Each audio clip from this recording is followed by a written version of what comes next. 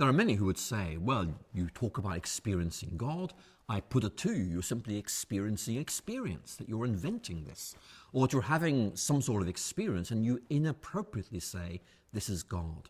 I think I want to take that objection very seriously. I want to begin by making the point that for me, there's an absolutely rigorous intellectual foundation for belief in God.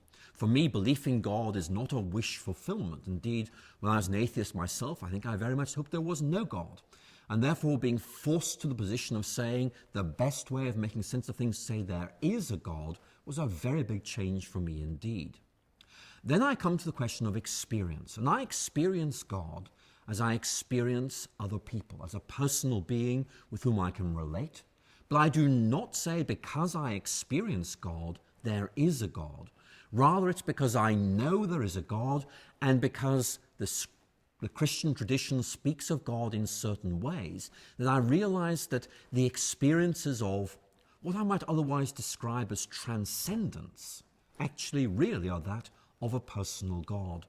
So again, for me, believing in a personal God is not simply about making sense of the observations I made as a scientist, but also has important correlations with my personal experiential world.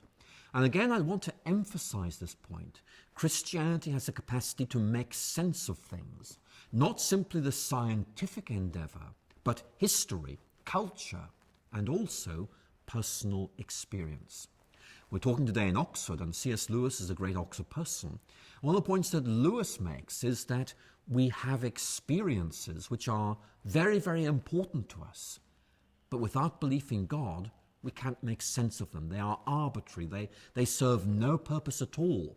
And for Lewis, the experience that many people listening to this interview will know, that of a deep sense of knowing there is something beyond the bounds of our experience, that's something that is both predicted by the Christian faith and also brought to fulfillment by the Christian faith. So my experience of God, no, it's not arbitrary.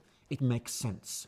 But it makes sense as part of a bigger package, because Christianity is a big picture faith. It's making sense of experience, but also history, science, and culture. And for me, the best explanation that stands the test of time is that of a creating and redeeming God who cares for each of us and allows himself to be accessible to us, not simply through the written word, but also through our individual experience.